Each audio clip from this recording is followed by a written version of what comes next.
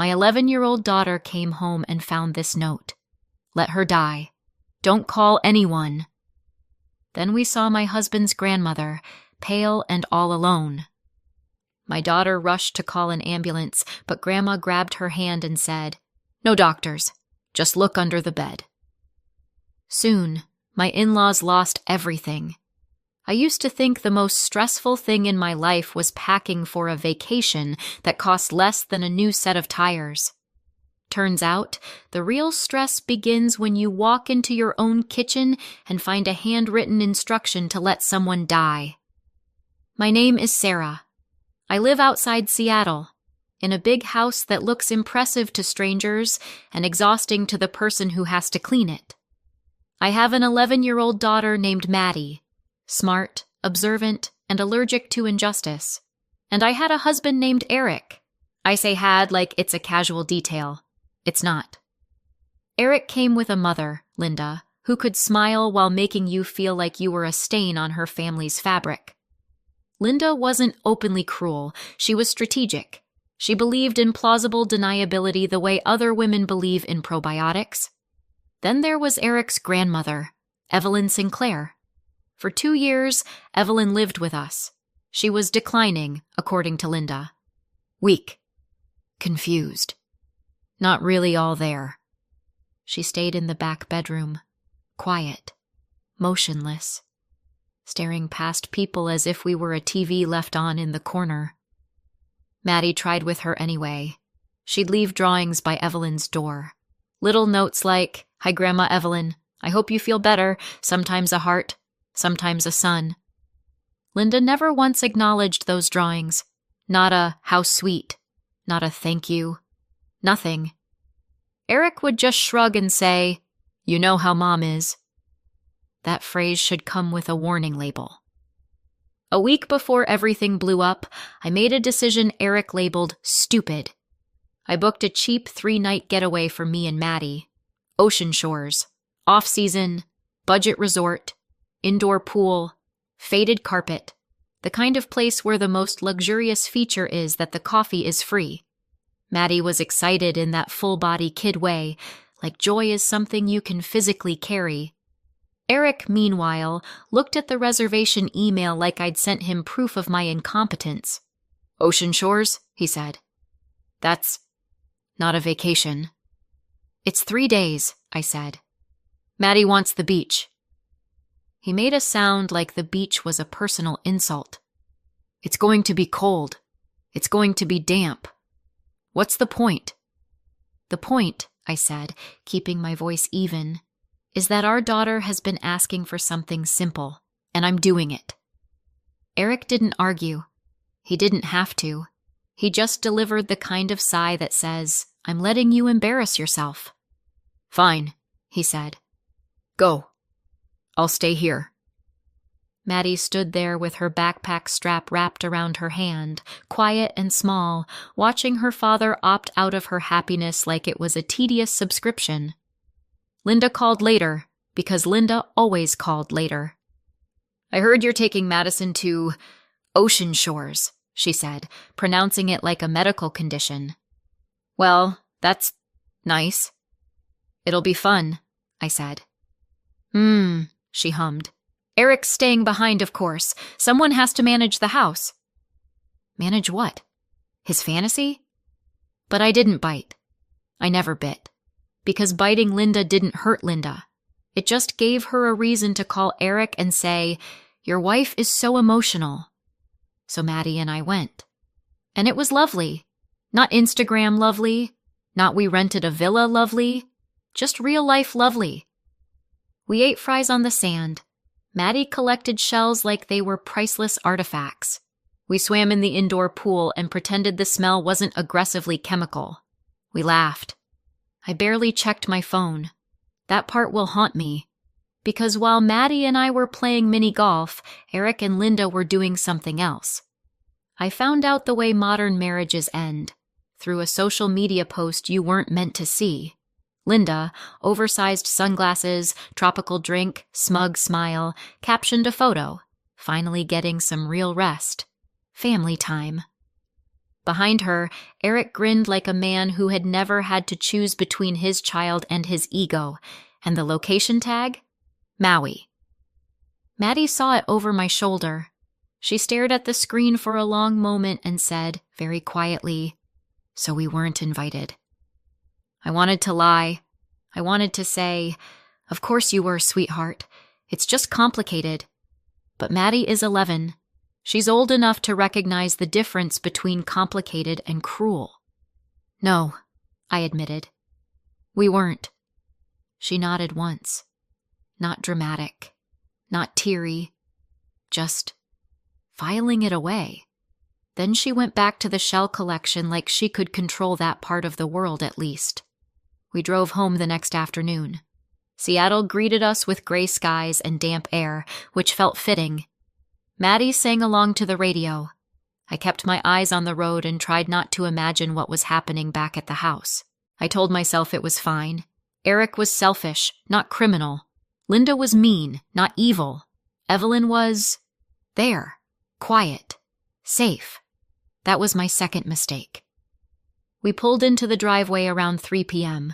The house looked normal, expensive, still, like it was posing. But something was wrong. The porch light was on, in daylight. The air felt too quiet, like the house itself had muted the volume. Maddie hopped out first, rolled her suitcase to the door, and pushed it open with her shoulder. Then she stopped. Her suitcase tipped over. She didn't even notice. "Mom," she said. Her voice was thin. "There's a note." I walked in and saw it immediately. White paper placed dead center on the kitchen island like a centerpiece. Maddie read it out loud because she couldn't believe it was real. "Let her die. Don't call anyone." My stomach dropped so hard I felt dizzy. I snatched the paper. No signature. No explanation. But I knew the handwriting. Neat. Confident. The handwriting of someone who writes lists for other people to follow. "Linda," Maddie whispered. "Is that about Grandma Evelyn?" I didn't answer. I couldn't, because answering would make the note a fact, not a nightmare. I walked down the hallway toward the back room. Maddie followed close behind me like my shadow had learned fear. The back hallway always felt cooler, dimmer.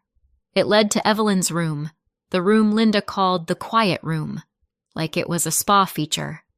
When we got there, I saw the new lock, a keyed lock, on the outside of the door. My mouth went dry. I tried the knob. Locked. I knocked. "Evelyn?" No response. Maddie's breath hitched. Maybe she can't answer. My heart started pounding in my ears. I didn't have a key. I didn't have patience. I had the sudden clarity that something deeply wrong had happened in my house while I was buying my kid ice cream. "Stand back," I told Maddie. She didn't argue, but she stayed close. I grabbed the nearest heavy object, a metal candlestick from Linda's little vampire decor hallway table, and slammed it into the lock. Once. Twice. On the third hit, the cheap mechanism gave with a crack. The door swung open. The smell hit first. Stale air, dry heat, the distinct wrongness of a room that has had the door shut on a living person. Then I saw Evelyn. She was in bed, pale as paper, lips cracked, eyes half open. No water on the nightstand. No snacks. No meds. No call button. Nothing. Maddie made a broken sound and ran to the bed. "Grandma!" she cried, grabbing Evelyn's hand. Evelyn's fingers were cold. Maddie looked up at me, terrified. "Mom, she's dying." I moved on instinct. Checked pulse. Weak, but there. I rushed to the kitchen and grabbed a glass of water. Maddie already had her phone out. Because Maddie doesn't freeze. Maddie acts. She hit the emergency call screen, thumb trembling. "I'm calling 911, she said. That's when Evelyn moved. Not slowly, not frailly. She grabbed Maddie's wrist with startling strength. Maddie froze. Her eyes widened. Evelyn's gaze sharpened, suddenly focused, and she whispered in a rough, clear voice, "No doctors."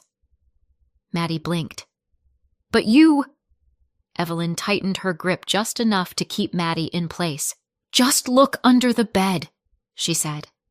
She saw Maddie's panic and softened her voice. "Not an ambulance. Not the ER. Not yet," she whispered. "If they get me out of this house before we document what they did, they'll call it an accident. Give me 15 minutes. Then you can call whoever you want." I stared at her. This was not the woman Linda described. This was not the confused grandmother who didn't know what day it was. Maddie looked at me like, "Is she hallucinating? Am I hallucinating?" I said, "Evelyn, you need medical help." "I will," she rasped.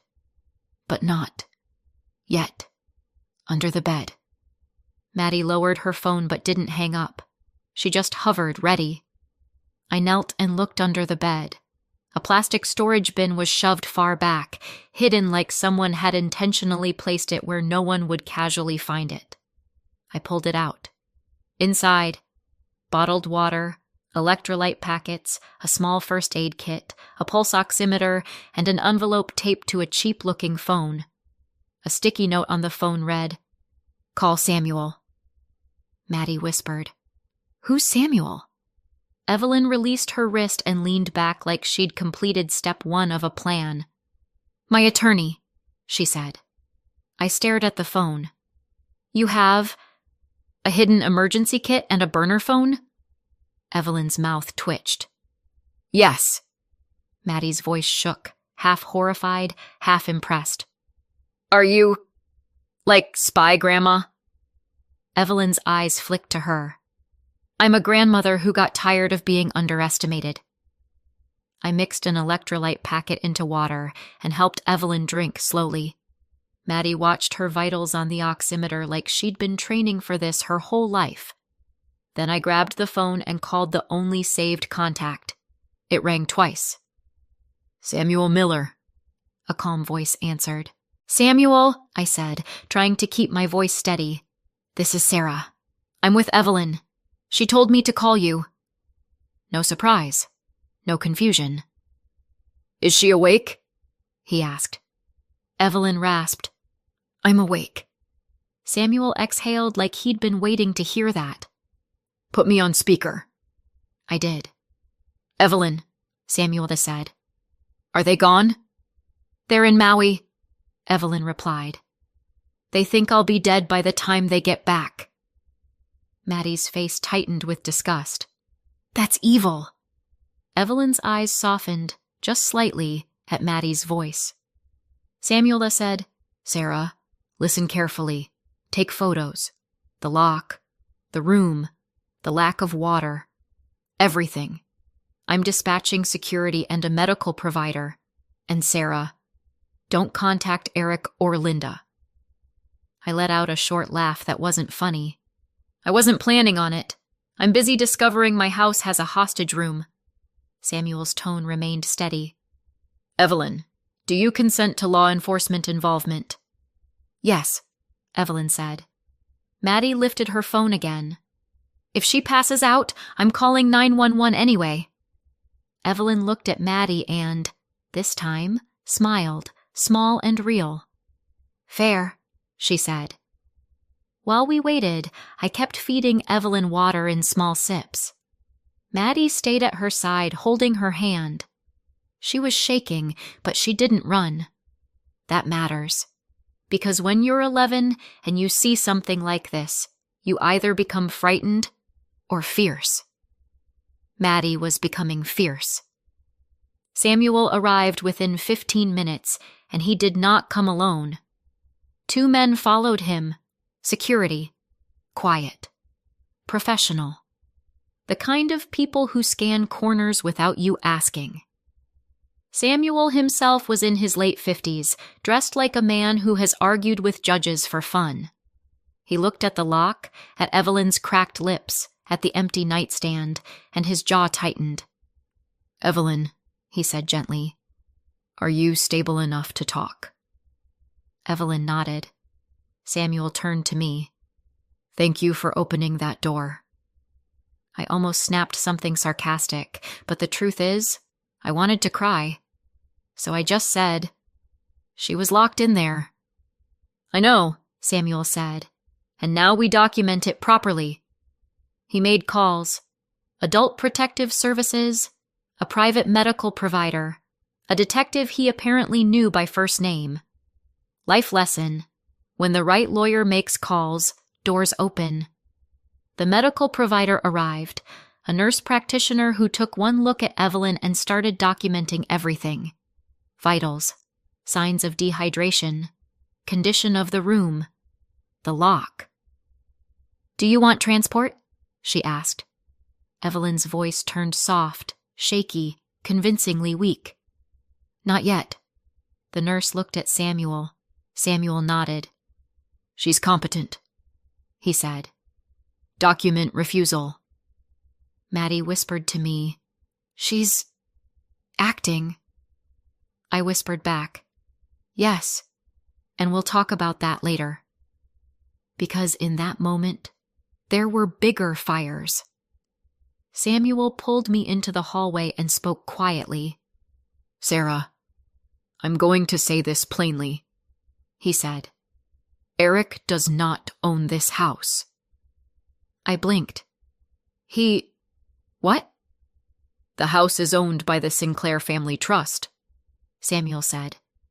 Evelyn is the trustee. Eric has been living here and representing it as his. He has no legal claim. I felt something hot bloom in my chest. Rage, humiliation, vindication, all tangled. Samuel continued. Eric also doesn't own the company he brags about. Evelyn does. I stared at him. What company? Samuel gave me a look. The seafood distribution company your husband likes to call his business. Evelyn built it. Eric works there. My brain replayed every time Eric acted superior to me. Every time he talked down to my job, my parenting, my choices. Like he was a titan and I was an accessory. Turns out he was a middle manager with attitude. Samuel handed me a folder. Evelyn asked me to prepare emergency instructions. If she was harmed, or if someone tried, this triggers immediate legal actions. I opened it. Trust documents, revocations, password lists, instructions to freeze access, names of key executives, a line that made my throat go tight. In the event of restraint or neglect, contact apps and police. Proceed with removal of occupants. This was not a confused old woman. This was a woman who had been planning. Back in the room, Evelyn gestured to her nightstand drawer. Tablet, she said. I pulled it out. On it was a home security app with multiple camera angles. Kitchen, hallway, living room, outside entry. Video footage. Not audio-heavy drama. Visual proof. The kind that holds up. Evelyn's eyes were sharp as she watched my face. I needed to see what they did when they thought I was helpless, she said. I swallowed. Why didn't you tell me? Because I wasn't sure you were safe, Evelyn replied, blunt. And because Linda can smell sympathy like blood. Maddie leaned closer, staring at the screen. You were watching them? Evelyn said. I was learning them. Evelyn tapped a folder labeled Archive. Dates going back months. Play that, she told me, pointing to one file. The video showed Linda holding the new lock. Eric stood beside her, smirking. Linda installed it like she was upgrading the home, not imprisoning a human being. Eric laughed. He actually laughed. Maddie's face went rigid. I clicked another video. Linda removing Evelyn's water pitcher. Not spilling it. Not forgetting it. Removing it. Like a choice. Then another. Eric in the kitchen, texting, grinning at his phone, while Brittany Collins, yes, Brittany Collins, stood too close, laughing. He kissed her. Casual. Comfortable, like my marriage was already a closed tab. Maddie's eyes went glossy. Dad, has someone else? I put my hand on her shoulder. She leaned into me without taking her eyes off the screen. Evelyn's voice softened. I'm sorry, Maddie. Maddie wiped her face hard, angry at the tears. He always acts like we're annoying, like we're in the way. Evelyn's gaze hardened. You are not in the way. Maddie looked at her. Then why do they treat me like I am? Evelyn's eyes flicked toward the hallway where the lock had been. Because they only care about what they can take, she said. And you, sweetheart, are not something to take. You are someone to love. That did it. My throat tightened. Because Maddie deserved to hear that from an adult who meant it. Samuel returned, calm and efficient. Here's what happens next, he said. We file for an emergency protective order for Evelyn. We notify APS. We prepare law enforcement to meet them when they return. And we cut off Eric's access to the trust and the company today. Maddie whispered, fierce. Good. Samuel looked at me. Sarah, you should file for divorce and temporary custody. First thing. I nodded. My voice barely worked. Okay. Evelyn said. I want them home. I blinked. Why? Evelyn's mouth turned flat. Because I'm finished waiting. Samuel's eyes flicked to me. We can lure them back. Evelyn looked at me. Tell Eric what he wants to hear. I understood instantly. The cruel part of them wanted a death. They wanted a clean ending. So we gave them a messy beginning. That evening, I texted Eric. It happened. Call me. I stared at the screen like I was holding a live wire. Maddie asked quietly, Are we lying? Evelyn answered, We're setting a trap. Maddie nodded like that made perfect sense. Because when you've been treated like you don't matter, you learn to appreciate strategy. Eric called within minutes. I didn't answer right away. I wanted him to sit in his panic, just for a second. Then I picked up and let my voice shake. Eric! His voice was sharp, not tender, not worried about me. What do you mean, it happened? I let silence do the work. Then I whispered, Your grandma. There was a pause. Not grief. Calculation. Eric exhaled. Okay. Don't do anything. Don't call anyone. We're getting on the next flight. Don't call anyone. The exact vibe of Linda's note. My stomach turned. I swallowed it down and said, Okay. Then I hung up and stared at my phone like it was contaminated. Maddie whispered, furious. He didn't ask if you were okay. No, I said. He didn't. Evelyn's voice was quiet. He never does. The next day moved like an organized storm. Samuel filed everything. The emergency protective order, the APS report, notices to the company, instructions to freeze Eric's access to accounts and systems, corporate cards canceled, email access revoked. Evelyn made calls to her executives and board. Yes, she had a board, like she was switching off a light. Eric's name disappeared from the company directory by lunchtime. Funny how quickly important becomes unemployed. Security remained at the house. Not dramatic, not obvious, just present. And the house changed. Not physically yet, but emotionally.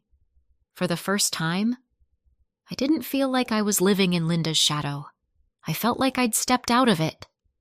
That night, Maddie helped me put away the last of our Ocean Shores souvenirs, shells, a cheap keychain, a photo booth strip where we're both laughing. Maddie held the strip and said, I'm glad we went. I looked at her. Me too. She stared at it for a moment longer and added, even if Dad didn't want to come. I didn't correct her. Sometimes kids protect themselves with optimism. Sometimes you let them. At 10:58 p.m. the next day, the driveway camera pinged. Car lights. A door shutting. Footsteps. I looked at the monitor and saw them. Eric, wheeling a suitcase, moving fast like a man who thought he was heading toward money. Linda, stiff and sharp, scanning the house like she expected to see morning. And Brittany Collins, wearing a hoodie, trying to look like she wasn't arriving at my home late at night with my husband. Maddie saw Brittany and whispered, "That's her." Her voice didn't shake this time. It hardened. Inside the living room, Evelyn sat upright in a chair. Not in bed. Not frail. Not confused. Hair brushed. Eyes clear. Samuel stood beside her, and by the entryway stood a detective and 2 uniformed officers, calm, official, not here for family drama. I told Maddie, "Stay behind me." Maddie nodded, but she didn't retreat. She stood tall. The door opened. Eric stepped inside and stopped like he'd hit an invisible wall. Because the scene wasn't what he expected. No tears, no chaos, no corpse. Just his grandmother, alive, staring at him like he was something she'd finally identified under a microscope. Eric's mouth opened. "Grandma?" Evelyn said softly. "Hello, Eric." Linda found her voice first. Of course she did. "What is this? Why are there police here? Sarah, what did you do?" "Ah, yes. Blame the woman who broke the lock. Classic." The detective stepped forward. "Ma'am, we're here regarding a report of suspected elder abuse and unlawful imprisonment." Eric's face flashed. "That's insane!" Evelyn didn't raise her voice. She didn't have to. "You locked me in a room," she said. "Without water." Linda scoffed. "You were fine. We were gone a few days. Sarah is exaggerating." The nurse practitioner's written report sat on the coffee table, clipped and neat. Samuel tapped it gently with one finger. "Medical documentation says otherwise," he said. Eric tried to speak. "Grandma, listen." Evelyn cut him off with one word. "No!" The air changed. Because no, from a woman who has always said yes, hits like thunder. Samuel nodded to the officer and handed over printed evidence. Photographs of the lock, the note, the empty bedside table, the dehydration signs, and selected video clips. Not spy movie clips. Real clips. Linda installing the lock. Eric standing there. Linda removing water. Eric walking past the door without stopping. Brittany in the kitchen, too close to Eric, laughing while Linda typed. Eric's breathing went shallow. Maddie whispered, just loud enough, "You did that." Eric's eyes flicked to her. For a fraction of a second, I saw him remember she existed. Then his face hardened. "Maddie, this is—" Maddie interrupted, because apparently my daughter had finally reached her limit of polite silence. "This is what?" she snapped. "A misunderstanding? You left her locked up. You left a note telling us to let her die." Linda's eyes flashed at Maddie like she wanted to slap her with a glance. "This is why children should stay out of adult business," Linda hissed. Maddie lifted her chin. "Then adults should stop doing evil stuff in front of children." The detective looked at Eric. "Sir, step over here." Eric's voice rose. "I live here." Samuel spoke calmly. "No, you don't. The house is owned by the Sinclair Family Trust. Evelyn is the trustee. You've been served with a trespass notice, and we've already petitioned the court for an emergency protection order." Eric blinked rapidly. "What? That's—" Evelyn's voice was almost gentle. "You liked calling it your house. I let you. It made you feel important." Eric's face flushed. Linda sputtered. "This is ridiculous! He's her grandson!" The officer's expression didn't change.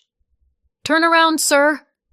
Eric stared at the handcuffs like they were a personal betrayal. "You're arresting me? For a family issue?" The detective's tone was flat. "Elder abuse. Unlawful restraint. And we're investigating financial exploitation." Linda's voice climbed into shrill territory. "Sarah did this! She's manipulating Evelyn!" I laughed. I couldn't help it. It was either laugh or scream. "Linda," I said, "I just got back from a budget resort with a broken waffle maker. I am not the criminal mastermind here." Evelyn's mouth twitched. Brittany took a step toward the door. Security quietly blocked her. "No drama. Just no." Evelyn turned her gaze to Brittany. "You should have stayed away from my family," she said. Brittany tried to speak. "This is a misunderstanding." Samuel cut in smoothly. "We can do this the easy way or the expensive way. I suggest you contact counsel." Eric barked, "Brittany, go!" Brittany hesitated, eyes darting. The detective looked at her. "Ma'am, you're not under arrest right now, but you may be contacted by investigators. Do not delete any messages, photos, call logs, or financial records. And don't try to contact Evelyn." That wiped the smugness right off her face. Eric was cuffed and escorted out.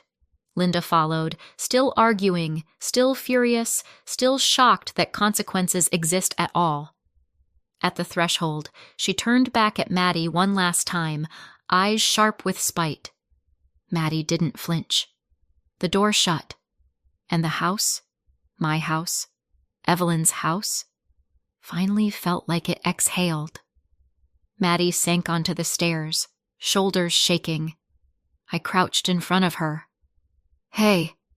She looked up with wet eyes. "He really wanted her to die." I swallowed hard. "Yes." Maddie's voice cracked. "Did he want us to not matter too?" I pulled her into my arms so tight I probably bruised us both. "You matter," I whispered. "You matter more than anything." Behind us, Evelyn's voice was quiet, almost regretful. "You matter," she repeated. "And I'm sorry my family made you feel otherwise." Maddie wiped her cheeks and looked at Evelyn. "Why did you pretend?" Evelyn stared toward the dark hallway. "Because sometimes," she said, "the only way to learn who people are is to let them think they've already won." Over the next few weeks, life became paperwork and healing. APS followed up. The detective took statements. Evelyn's medical documentation and the photos of the lock didn't leave room for cute excuses. Eric's attorney tried the family conflict angle. The state doesn't care about your family conflict when an elderly woman is locked in a room without water. I filed for divorce. Emergency custody. The kind of paperwork you never imagine signing until you have to. Eric called from jail. I didn't answer. Linda tried from a different number. I didn't answer. Brittany messaged me online starting with "as a woman." I blocked her before she finished the sentence. The company Evelyn built moved on without Eric, like he'd been a temporary intern. Evelyn moved out of the back room into a sunny front bedroom like she was reclaiming oxygen. Maddie helped pick curtains. Evelyn let her, which was its own quiet revolution.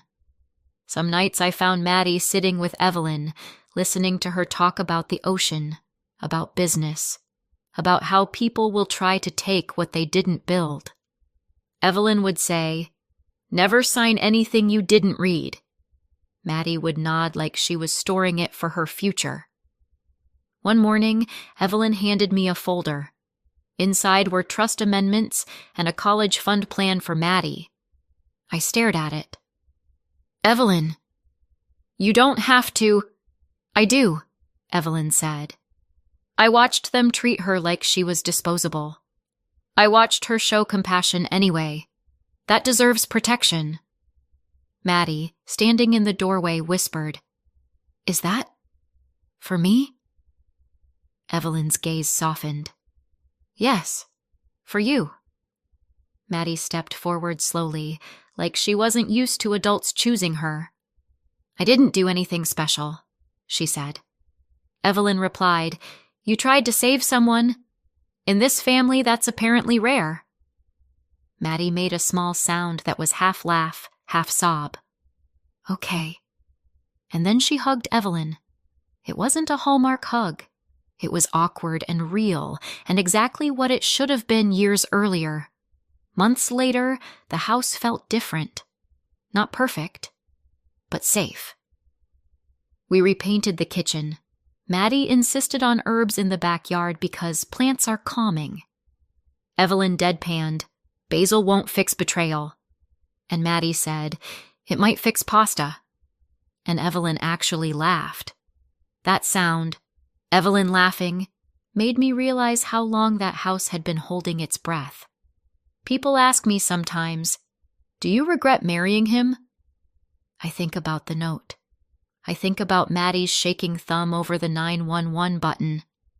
I think about Evelyn's hand grabbing my daughter's wrist, strong, deliberate, like she was anchoring her to the truth. And I think about Eric walking into the living room expecting a funeral and finding police, a lawyer, and a grandmother who refused to die on schedule. Regret is complicated. But here's what I know. Family isn't who shares your last name. It's who shows up when a door is locked and someone inside is waiting to be saved. Eric and Linda thought kindness was weakness. They thought silence meant surrender. They thought let her die was a plan. Instead, it became evidence. Evidence has a funny habit of turning into handcuffs. So yes, my in-laws lost everything. But what mattered most? My daughter learned she's not invisible, and I learned that sometimes the quietest person in the house isn't powerless.